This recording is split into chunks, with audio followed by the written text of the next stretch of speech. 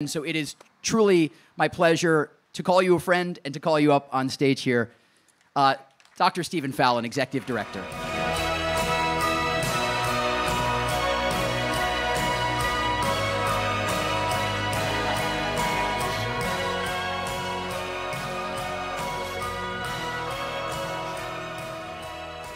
Thank you, Stephen. As Stephen just reminded us, Latino Salute exists to decrease barriers to preventive health and healthcare access, and to help every community member leverage their own strengths for their own best path towards a healthy and vital life. You know, these past 2 COVID years have heaped so much anxiety and trouble on all of us. There's been isolation, anxiousness, arguments. These are all, of course, all triggers for poor health. Many people are sleeping fitfully, having a few more drinks than they would want to, not exercising as much as they should. These are all challenges in our health. Personally, one of the ways that I try to to commit to healthy living is by working out. So I hit the gym several times a week, and then every weekend I get on my bike and I bike up the only place that's safe in Florida to bike. It's up and down A1A, and I go for an okay ride. I put in about 30 miles, slowly, very slowly. You see, I'm not good at biking at all. And, you know, I don't really put too much pride in it. I don't mind when the guy with the $5,000 bike and the unitard with all the racer logos on it, when they blow past me, I don't mind. It's the silver-haired old ladies on the double-wide fanny seats with the streamers hanging off the handlebars. It's a little humiliating, right? So every now and again, I actually do manage to get in a good ride, and I feel this great sense of accomplishment that instead of having to muster up the willpower to keep pedaling, I feel like I'm just being powered by the beauty of the scene that I'm participating in. People who know me, they know I have this crazy affinity for, I love pelicans. These gangly, awkward, ugly creatures, they take to the sky and they just float so majestically. And they crank. They go over 30 miles an hour. And at my best, I feel like I'm riding right along with them, right? And then most rides, though, are not as good.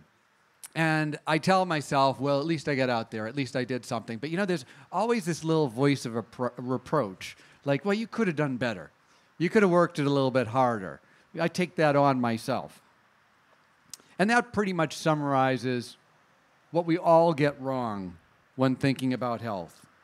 If you're taking some efforts to keep yourself healthy, even during these COVID years, for instance, being careful to protect yourself from or live healthier with HIV, being mindful of what you eat, getting some exercise, and trying to stimulate those fulfillment hormones by just practicing a little simple gratitude in life, then good for you and keep it up. That's fantastic. But too often, we believe that we and our efforts are the determining factor in health, that we exist in a vacuum, rather than one factor that determines health. So I'll tell you now the secret.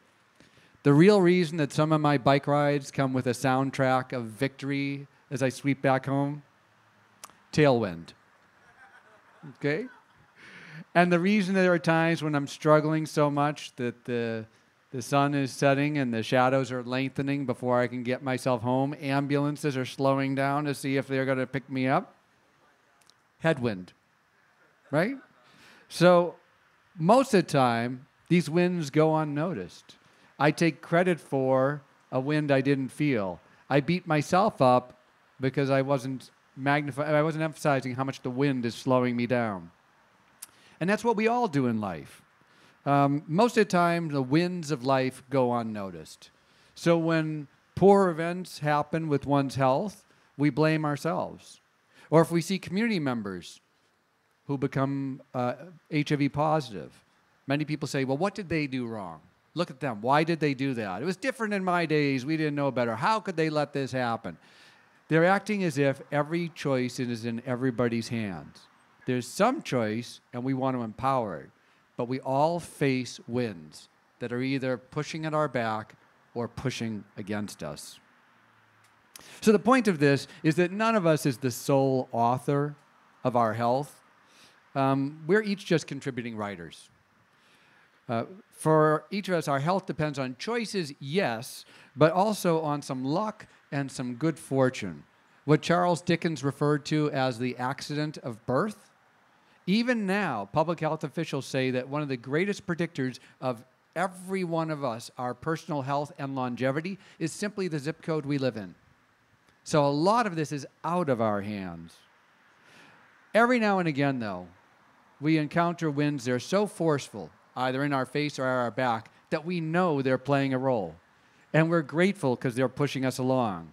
Or we're frustrated because we know they're pushing us back despite our best efforts. What do we do at Latino Salute? We try to be that wind at your back.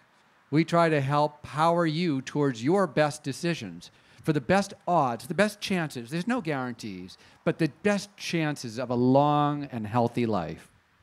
So our hope is to give hope to community members who walk through our doors. And as you'll hear later on in this brief program, in 2021, we helped more community members than ever before. While other agencies were closing down, we were opening up, and more than that, expanding our services.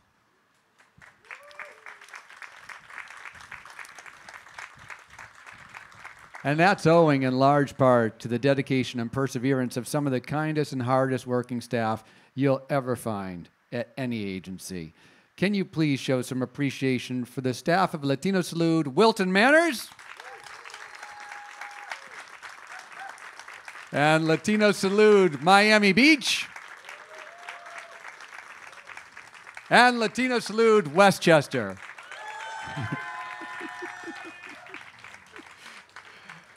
Westchester's a little far away, but boy, can they roar.